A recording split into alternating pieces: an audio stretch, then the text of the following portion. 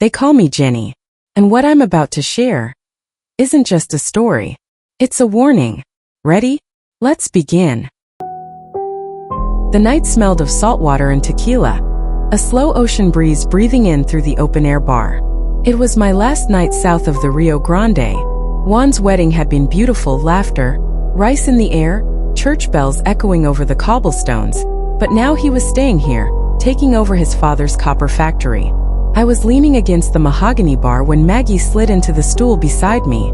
Tall, silver hair immaculate despite the humidity, skin like parchment that had been folded carefully for decades.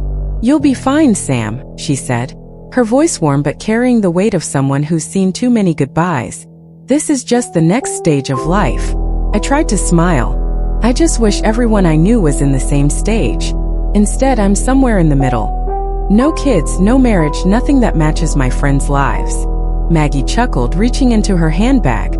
"Then maybe you need a little luck." She placed it in my palm, a bronze coin, a red ribbon through a drilled hole, an old bearded man with a scythe etched in its face. The Greek letters above him were upside down. "For good luck in love," she said, her eyes glinting. "Or maybe just a story to carry with you." I slipped it into my pocket. I didn't know then how heavy that story would become.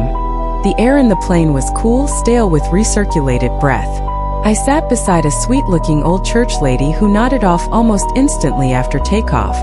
Somewhere over the gulf, I felt the coin in my hand, my thumb tracing the grooves of the bearded man's face. My eyelids sank. When I woke, the woman beside me was staring at me with such hatred that it stopped my breath. "Ma'am, are you okay?" Her lip curled. "You're a liar. A murderer." Before I could move, her nails raked my face. Hot pain, the wet copper smell of blood blooming instantly. She hissed through clenched teeth, spitting in my eyes. "You took my husband, you cocksucker." Her fists and purse came down in frantic, brutal blows until flight attendants dragged her away. The coin tumbled from my lap. A flight attendant handed it back to me. "Don't forget this."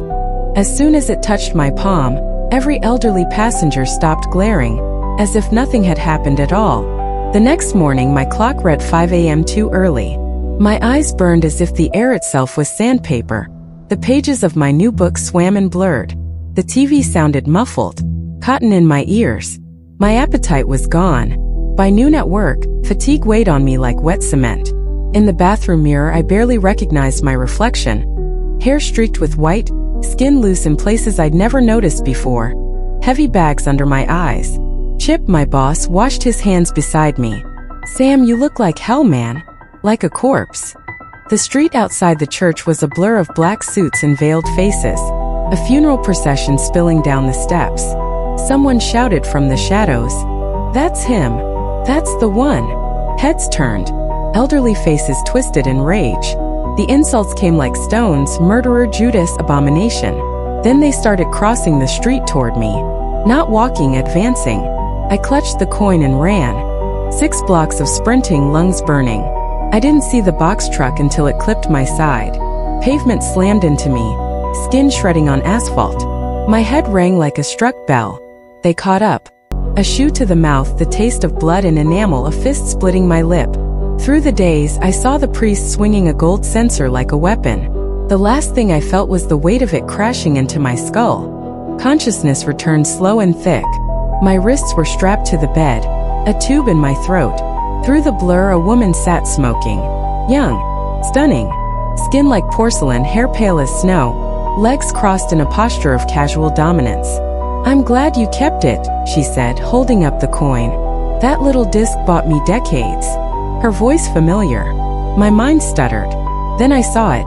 Her face overlapping with Maggie's. Same bone structure, same glacier eyes. Maggie, but young. She leaned forward, her smile cruel but elegant. "You're on Kronos' time now, darling. The old man collects in billable hours. Find someone else to take your place, and you'll stay young forever. If not..." She tapped her watch. "The scent of him will keep growing on you. The elderly can smell it, and they'll try to snuff it out." I tried to scream through the tube, but only a pitiful sound came out. Maggie injected something into my fore, and the edges of my world softened. "Better," she whispered. "When I said goodbye that night, I already knew you'd be next." You're agreeable. I liked you. Smoke curled in the dim light, her eyes reflecting the faint gold of the amulet. An alarm blared down the hall. Maggie glanced out the blinds. Another one turned early. Couldn't pay the toll. She came back to my bed, the coin spinning between her fingers. Don't wait too long. Debt like this, it never goes away. The amulet landed on my chest with a metallic thud. She almost left but turned back, producing a compact mirror. Just so you understand the stakes. She held it up. An ancient face stared back. Skin folded like parchment, eyes sunken in deep hollows, hair white as chalk. I wasn't 28 anymore. I wasn't even close. He is usually portrayed as an old, callous man with a thick gray beard, personifying the destructive and stifling aspects of time. Now, I think I can smell him on myself. If you enjoyed the story, don't forget to like, share, and subscribe for more chilling horror tales. Your support keeps the darkness alive.